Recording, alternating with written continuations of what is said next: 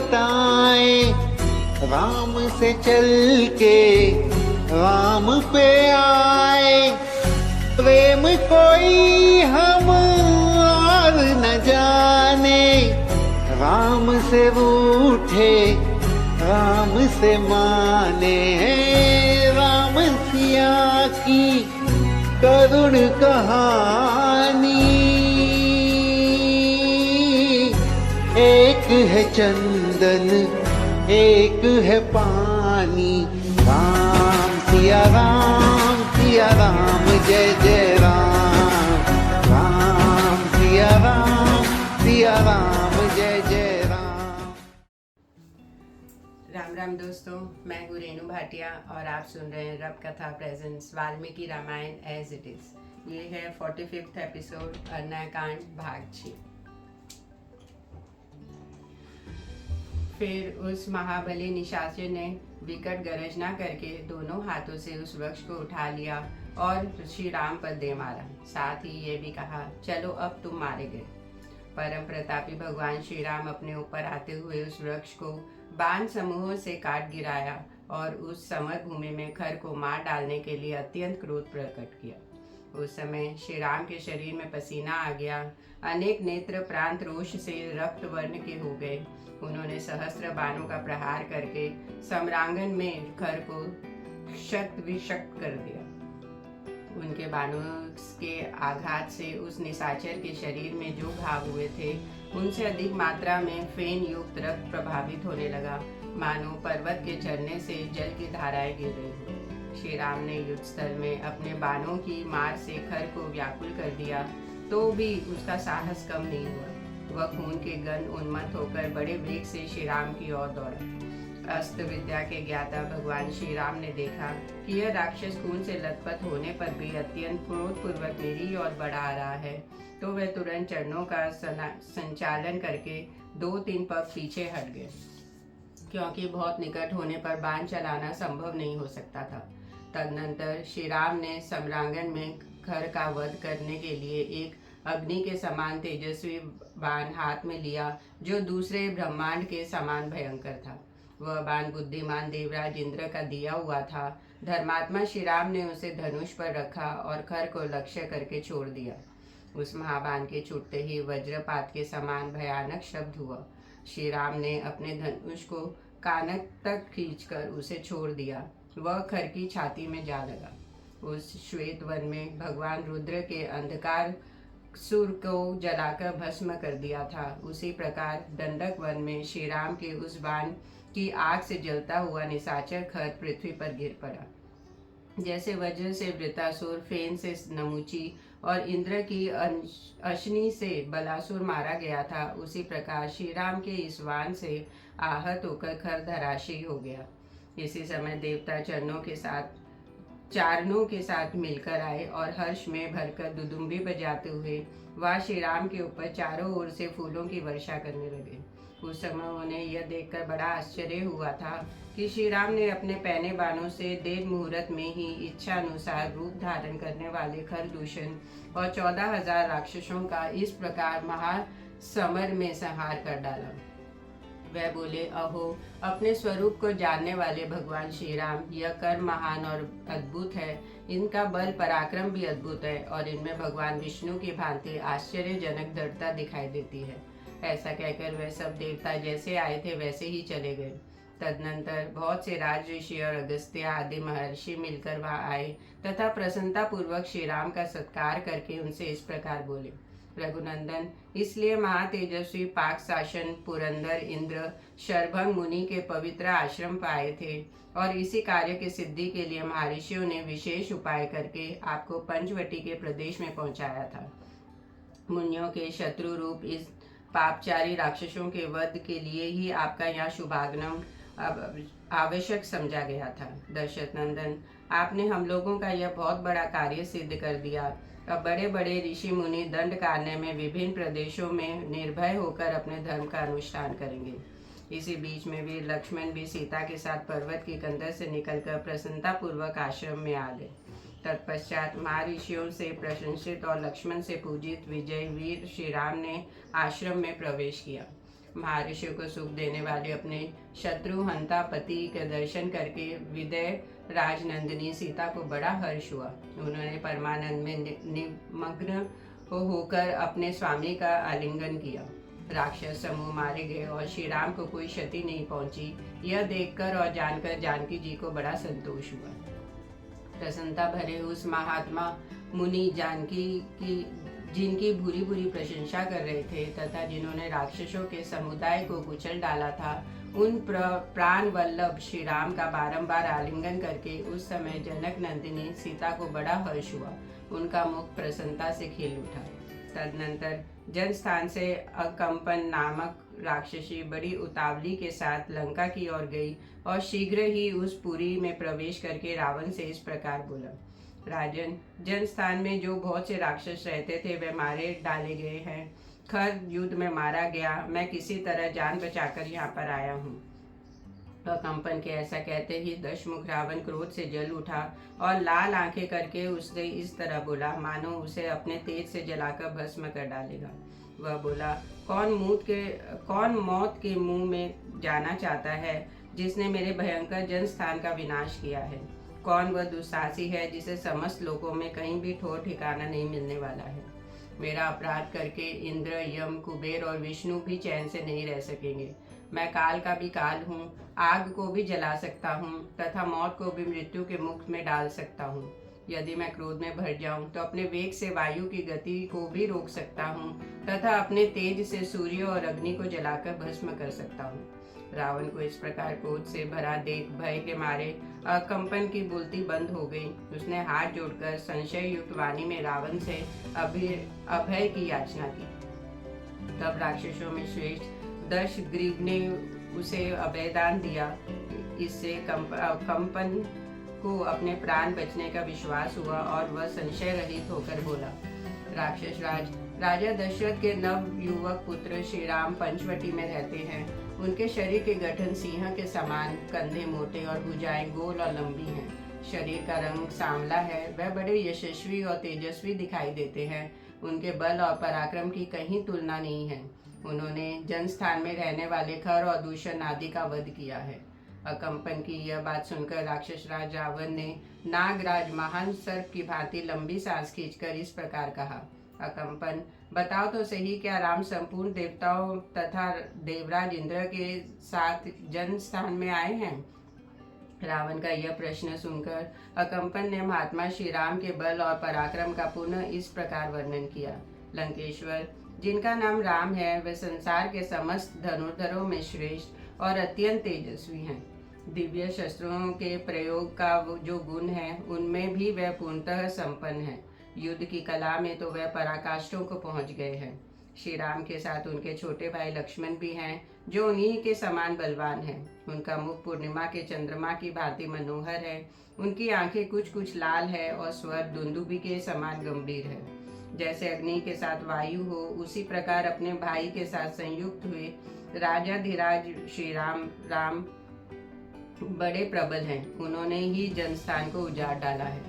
उनके साथ न कोई देवता है न महात्मा मुनि। इस विषय में आप कोई विचार न करें। श्री राम के छोड़े हुए सोने के पंख वाले बाण पंचमुखी सर्प वाले बनकर राक्षसों को खा जाते थे। भय से कातिर हुए राक्षस जिस मार्ग भागते थे वहां वह श्री राम ही अपने सामने खड़ा देखते थे। अनंत इस प्रकार अकेले श्री राम ही आपके जनस्थान का विनाश किया है। अकंपन की यह बात सुनकर रावण ने कहा, मैं अभी लक्ष्मण सहित राम का वध करने के लिए जनस्थान को जाऊंगा। उससे ऐसा कहने पर अकंपन बोला, राजन, श्री राम का बल और पुरुषार्थ जैसा है उसका यथावत वर्ण मुझसे सुनिए। महायशस्वी श्री राम यदि कुपित हो जाएं तो उन्हें अपने पराक्रम के द्वारा कोई भी काबू में नहीं कर सकता।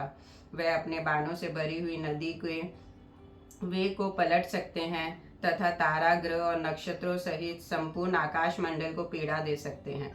वे श्रीमान भगवान राम समुद्र में डूबती हुई पृथ्वी को ऊपर उठा सकते हैं।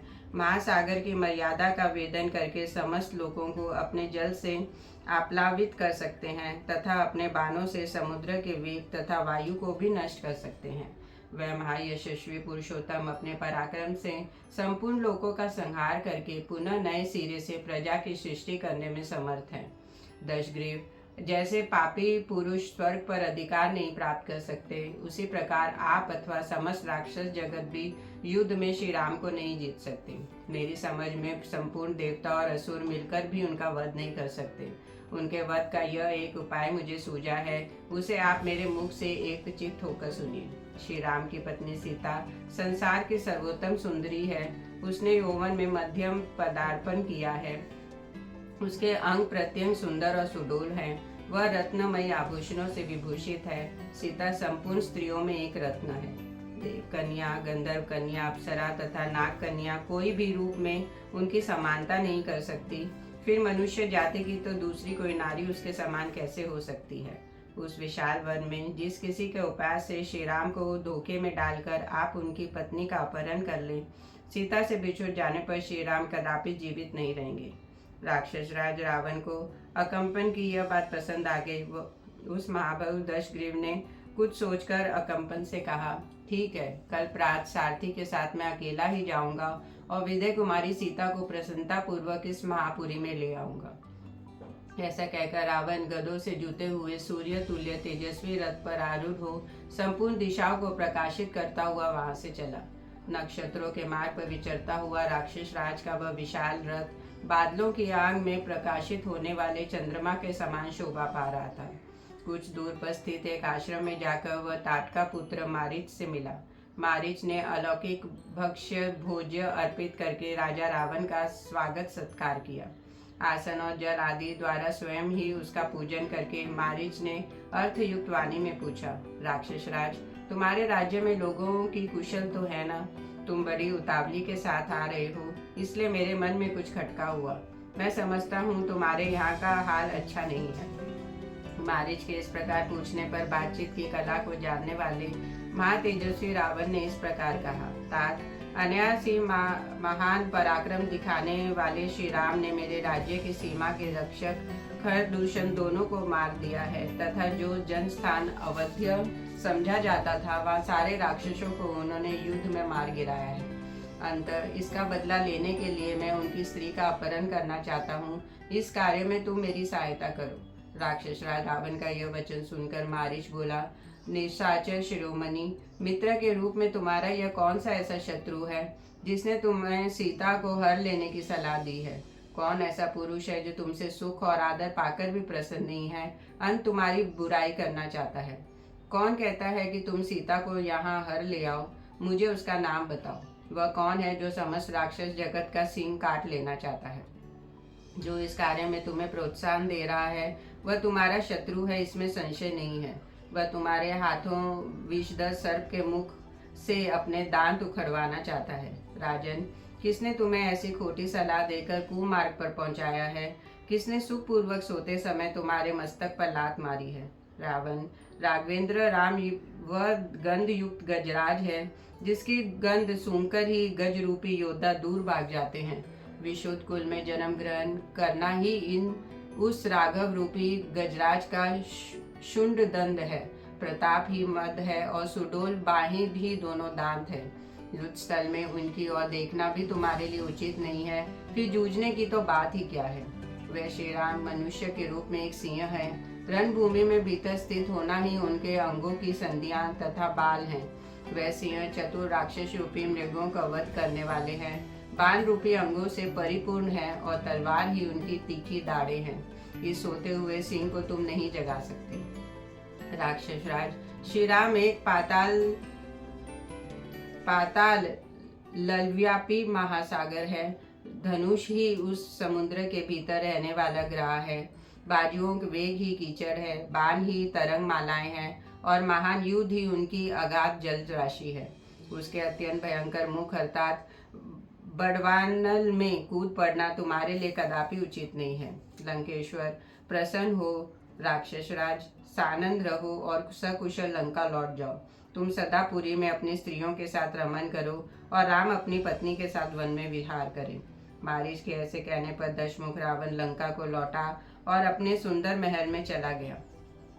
उधर शूर्पणखा ने जब देखा कि श्री राम ने भयंकर कर्म करने वाले 14,000 राक्षसों को अकेले ही मार गिराया तथा युद्ध के मैदान में दूषण खर और श्री त्रिशिरा को भी मौत के घाट उतार दिया। तब वह शोक के कारण मेघ गर्जना के समान पुनः बड़े जोर शोर से चित्कार करने लगी।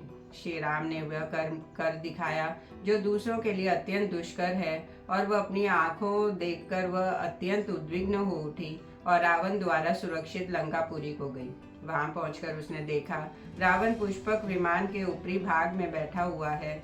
उसका रथोचित तेज उद्गतित हो रहा है और मरुद्रनों से घिरे हुए इंद्र की भांति वह आसपास बैठे हुए मंत्रियों से घिरा है।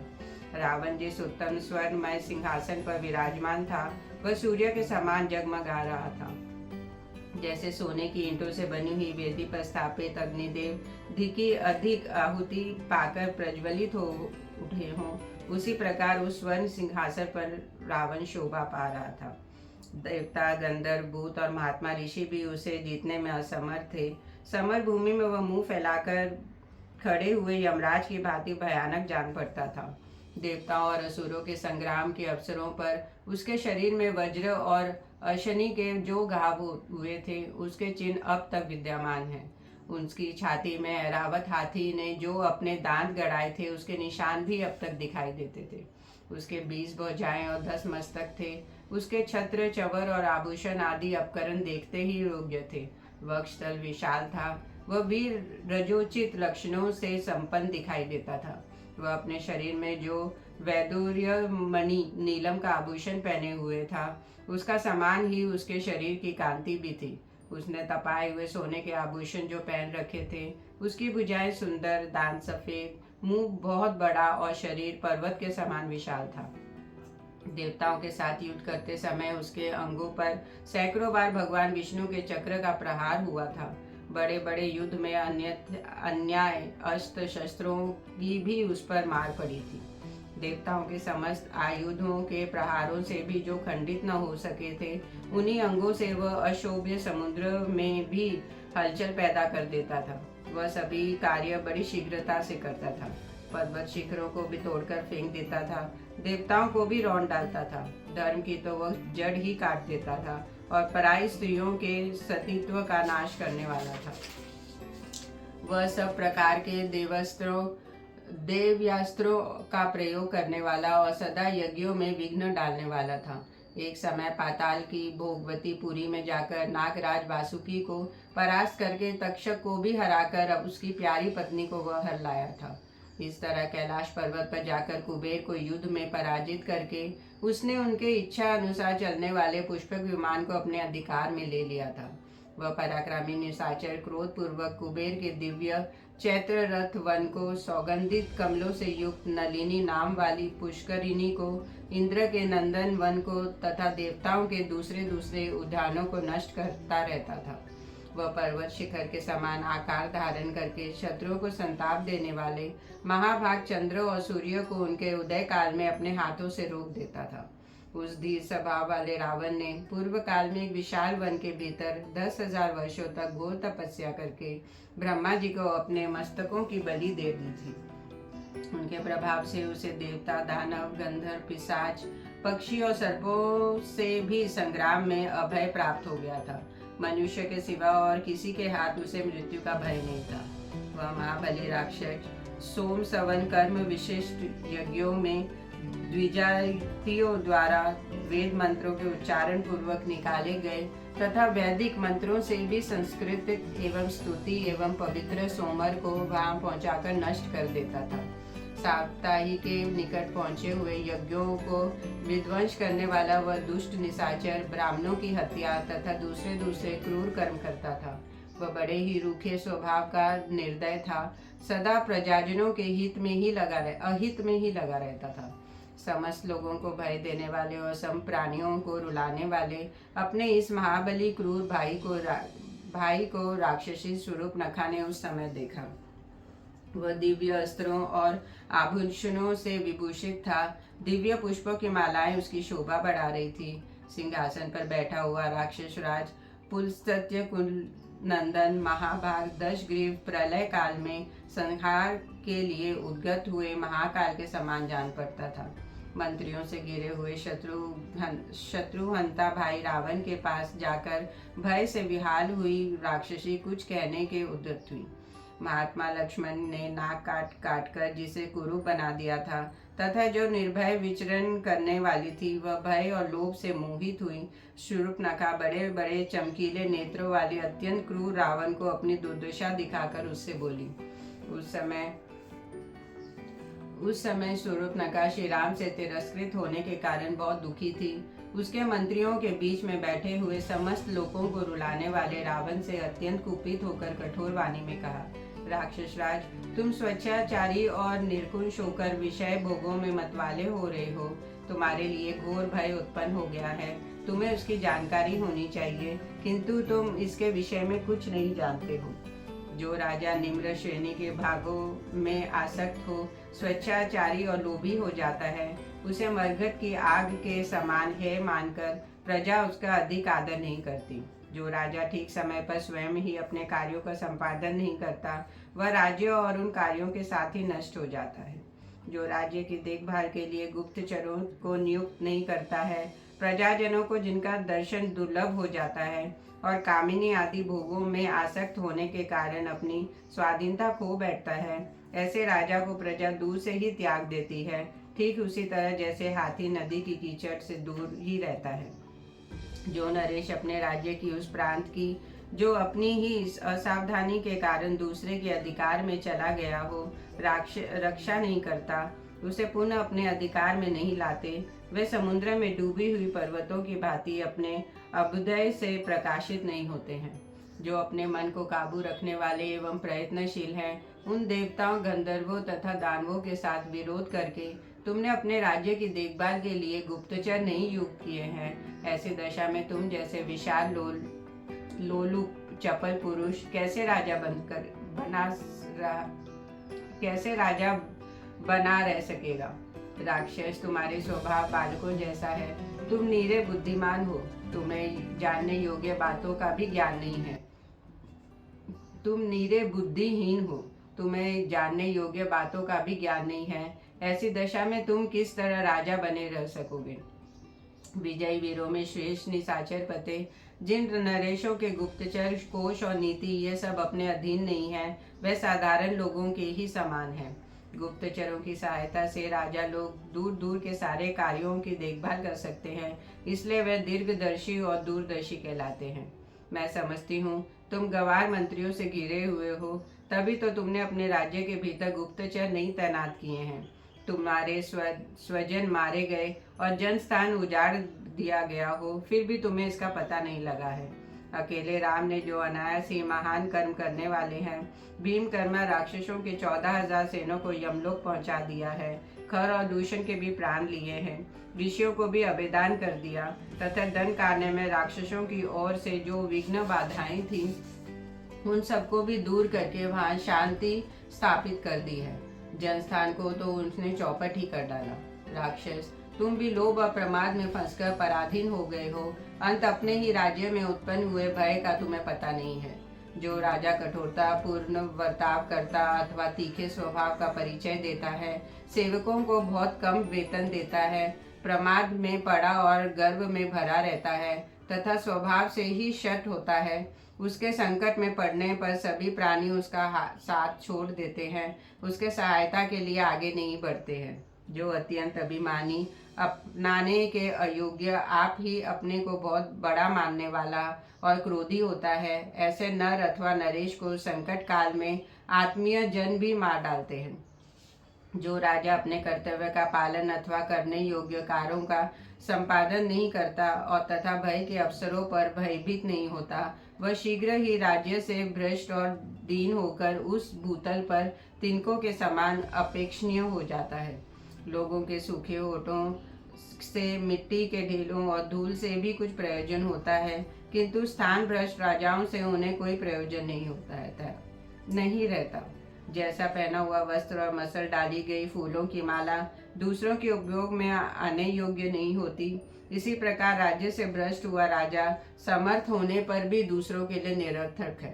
परंतु जो राजा सदा सावधान रहता, राज्य के समस्त कार्यों की जानकारी रखता, इंद्रियों को वश में लिए रहता, कृतज्ञ, दूसरों के उपकार को मानने वाला तथा स्वभाव से ही धर्म परायण होता है, वह राजा बहुत दिनों तक राज्य करता है। जो स्थूल आंखों से जो सोता है परंतु नीति की आंखों से सदा जागता रहता है, और जिसके क्रोध और अनुग्रह का फल प्रत्यक्ष प्रकट होता है, उसी राजा की रोज पूजा करते हैं। रावण, तुम्हारी बुद्धि दूषित है और तुम इन सभी राजोचित गुणों से वंचित हो, क्योंकि तुम्हें अब तक गुप्तचरों की सहायता से राक्षसों के उस महान संहार का समाचार ज्ञात नहीं हो सका है। तुम दूसरों का अनादर करने वाले, विषय सक्त और देश काल के विभाग को यथार्थ रूप से न जानने वाले हो। तुम गुण और दोष के विचार और निश्चय ही कभी अपनी बुद्धि को नहीं लगाया है, और तुम्हारा राज्य शीघ्र ही नष्ट हो जाएगा और तुम भी भारी विपत्ति में पड़ जाओगे। शूर्पणखा द्वारा ऐसे कहे जाने पर अपने दोषों पर बुद्धिपूर्वक विचार करके धन, अभिमान और बल से संपन्न व निशाचर रावण बहुत देर तक सोच विचार एवं चिंता में पड़ा रहा। शूर्पणखा को इस प्रकार कठोर बातें कहती देख मंत्रियों के बीच बैठे हुए रावण ने अत्यंत कुपित होकर पूछा, राम कौन है? उसका बल कैसा है? रूप और पराक्रम कैसे हैं? अत्यंत दुस्तर दंड कार्य में उसने किस लिए प्रवेश किया है? राम के पास कौन सा ऐसा अस्त्र है जिससे वे सब राक्षस मारे गए और युद्ध में खर, दूषण और त्रिशिरा का भी संहार हो गया? मनोहर रंगों वाली शूर्पणखे, ठीक ठाक बताओ, किसने तुम्हें कुरूप बनाया है? किसने तुम्हारे नाक और कान काट डाले हैं? राक्षस राज रावण के इस प्रकार पूछने पर वह राक्षसी क्रोध से अचेत सी हो गई।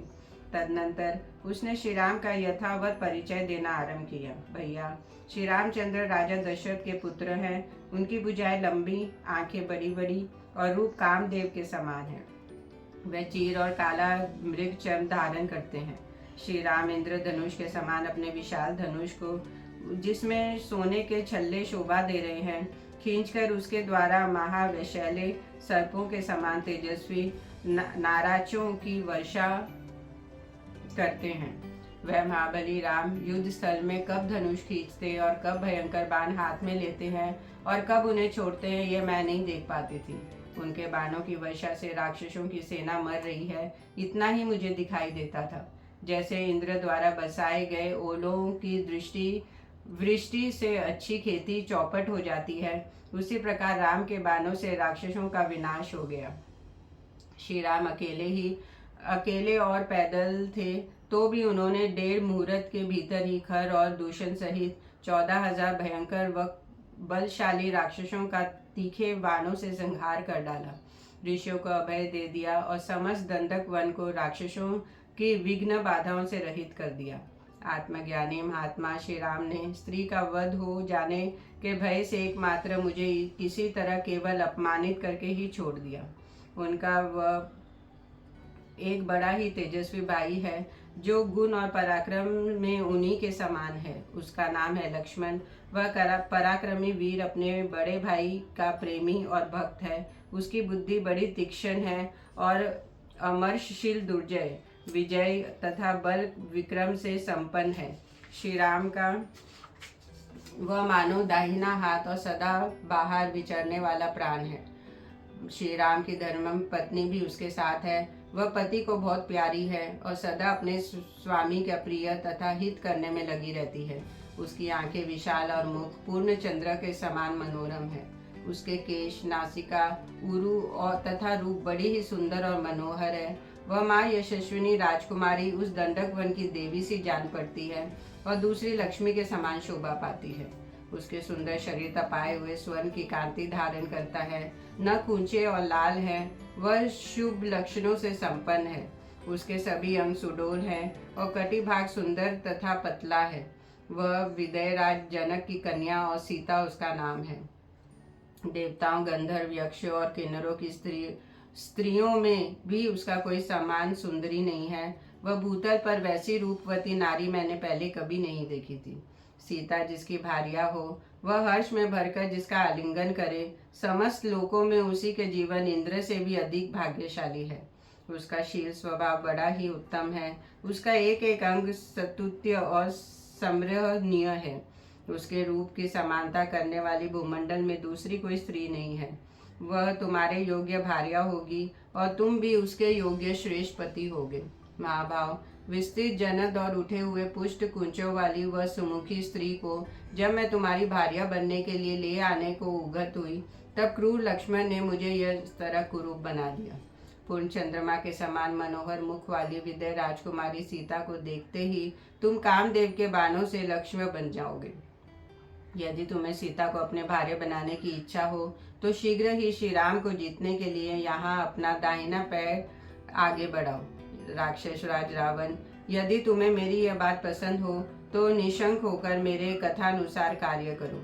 महाबली राक्षेश्वर, इन राम आदि के असमर्थता और अपनी शक्ति का विचार करके स्वर्ग सुंदरी सीता को अपने भार्य बनाने का प्रयत्न करो। श्री राम ने अपने सीधे जाने वाले बाणों द्वारा जनस्थान वासी निशाचरों को मार डाला और खर तथा दूषण को भी मौत के घाट उठा दिया। यह सब सुनकर और देखकर अब तुम्हारा क्या कर्तव्य है, इसका निश्चय तुम्हें कर लेना चाहिए। शूर्पणखा की ये रोंगटे खड़ी कर देने वाली बातें सुनकर रावण मंत्रियों से सलाह ले अपने कर्तव्य का निश्चय करके वहां से चल दिया। उसने पहले सीता हरण रूपी कार्य पर मन ही मन विचार किया, फिर उसके दोषों और गुणों का यथावत ज्ञान प्राप्त करके बलाबल का निश्चय किया। अंत में यह स्थिर किया कि इस काम को करना ही चाहिए। इस बात पर उसकी बुद्धि जम गई। तब वह रमणीय रथशाला में गया। गुप्त रूप से यथशाला में जाकर राक्षस राज रावण ने अपने सारथी को आज्ञा दी कि मेरा रथ जोतकर तैयार करो। सारथी शीघ्रता पूर्वक कार्य करने में कुशल था। रावण की उपयुक्त आज्ञा पाकर उसने एक ही क्षण में उसके मन को अनुकूल उत्तम रथ जोतकर तैयार कर दिया। वह रथ इच्छा अनुसार चलने वाला तथा स्वर्णमय था। उसे रत्नों से विभूषित किया गया था। उसमें सोने की साज बाजों से सजे हुए गधे जूते थे, जिनका मुख पिशाचों के समान था। रावण उस पर आरूढ़ हो चला। वह रथ मेघ गर्जना के समान गंभीर दरदर ध्वनि फैलाता हुआ चलता था। उसके द्वारा वह कुबेर का छोटा भाई श्री राम राक्षस राज रावण समुद्र के तट पर गया। उस समय उसके लिए सफेद चंवर से हवा की जा रही थी। सिर के ऊपर श्वेत छत्र बना हुआ था। उसके अंग कांति सिनग्ध वैदुर्य मणि के समान नीली या काली थी। वह पके सोने के आभूषणों से विभूषित था। उसके 10 मुख, 10 कंठ और 20 भुजाएं थी। उसके वस्त्राभूषण आदि अन्य उपकरण भी देखने के योग्य थे। देवताओं का शत्रु और मुनीश्वरों का हत्यारा व निशाचर 10 शिखरों वाले पर्वतराज के समान प्रतीत होता था। इच्छा अनुसार चलने वाले उस रथ पर आरूढ़ हो राक्षस राज रावण आकाश में विद्युन मंडल से घिरे हुए तथा वंग पंक्तियों से सुशोभित मेघ के समान शोभा पा रहा था। पराक्रमी रावण पर्वत युक्त समुद्र के तट पर पहुंचकर उसकी शोभा देखने लगा। सागर का वह किनारा नाना प्रकार के फल फूलों सहस्त्रों वृक्षों से व्याप्त था। चारों ओर मंगलकारी शीतल जल से भरी हुई पुष्प ऋणियां तथा वेदिकाओं से मंडित विशाल आश्रम उस सिंधु तट की शोभा बढ़ा रहे थे। वहीं कदलीवन और कहीं नारियल के कुंज शोभा दे रहे थे। साल, ताल, तमाल और सुंदर फलों से भरे हुए दूसरे दूसरे वृक्ष उस तट प्रांत को अलंकृत कर रहे थे। अत्यंत नियमित आहार करने वाले बड़े बड़े महर्षि नागों, सुपर्णों, गरुड़ों, गंधर्वों तथा सहस्त्रों किन्नरों से भी वह स्थान की बड़ी शोभा हो रही थी। काम विजय सिद्धों, चारणों, ब्रह्मा जी के पुत्रों, वानप्रस्थों, माश गोत्र में उत्पन्न मुनियों, बालशिल्य महात्माओं तथा केवल सूर्य किरणों का पान करने वाले तेजस्वियों से भी वह सागर का तट प्रांत सुशोभित हो रहा था। दिव्य आभूषणों को और पुष्पमालाओं को धारण करने वाली तथा क्रीड़ा विहार के विधि को जानने वाले सहस्त्र दिव्य रूपिणी अप्सराएं वहां सब और विचर कर रही थी। कितनी ही शोभाशालिनी देवांगनाएं उस सिंधु तट को सेवन करती हुई आसपास बैठी थी। देवताओं और दानवों के समूह और अमृत भोजी देवगण भी विचर रहे थे। सिंधु का वह तट समुद्र के तेज से उसकी तरंग मालाओं के स्पर्श से स्निग्ध और शीतल था। वहाँ हंस, कांच और मेंढक सब और फैले हुए थे और सारस उसकी शोभा बढ़ा रहे थे। उस तट पर वैदुर्य मणि के सदृश श्याम रंग के प्रस्तर दिखाई देते थे। आकाश मार्ग से यात्रा करते हुए कुबेर के छोटे भाई रावण ने रास्ते में सब और बहुत से श्वेत वर्ण के विमानों, गंधर्वों और अप्सराओं को भी देखा। वह इच्छानुसार चलने वाले विशाल विमान उन पुण्यात्मा पुरुषों के थे जिन्हें तपस्या के पुण्य लोकों पर विजय प्राप्त की थी। उन विमानों को दिव्य पुष्पों से सजाया गया था और उनके भीतर से गीत वाद की ध्वनि प्रतीत हो रही थी। आगे बढ़ने पर जिनकी जड़ों से गोंद निकले हुए थे, ऐसे चंदनों के सहस्त्र बनने देख वह बड़े ही सुहावने और अपनी सुगंध से नासिका को तृप्त करने वाले थे। कहीं श्रेष्ठ अरुगन के वन थे, कहीं उत्तम जाति के सुगंधित फल वाले वृक्ष विशेषों के उपवन थे, कहीं तमाल के फूल खिले हुए थे, कहीं गोल मरीच की झाड़ियां शोभा पा रही थी और कहीं समुद्र के तट पर ढेर के ढेर मोती सूख रहे थे। कहीं श्रेष्ठ पर्वतमालाएं, कहीं मूंगों की राशियां, कहीं सोने चांदी के शिखर तथा कहीं सुंदर अद्भुत और स्वच्छ पानी के झरने दिखाई देते थे। कहीं धन धान्य से संपन्न स्त्री रत्नों से भरी हुई तथा हाथी, घोड़े और रथों से व्याप्त नगर दृष्टिगोचर होते थे। इन सबको देखता हुआ रावण आगे बढ़ा। फिर उसने सिंधु राज के तट पर एक ऐसा स्थान देखा जो स्वर्ग के समान मनोहर, सब ओर से समतल और स्निग्ध था। वह मंद मंद वायु चलती थी जिसका स्पर्श बड़ा कोमल जान पड़ता था। वहाँ सागर तट पर एक बरगद का वृक्ष दिखाई दिया जो अपनी घनी छाया के कारण मेघों की घटा के समान प्रतीत होता था। उसके नीचे चारों ओर मुनि निवास करते थे। वह वृक्ष की सुप्रसिद्ध शाखाएं चारों ओर से योजना तक फैली हुई थी। यह वही वृक्ष था जिसका शाखा पर किसी समय महाबली गरुड़ एक विशालकाय हाथी और कछुओं को लेकर उन्हें खाने के लिए आ बैठे थे। जय श्री राम।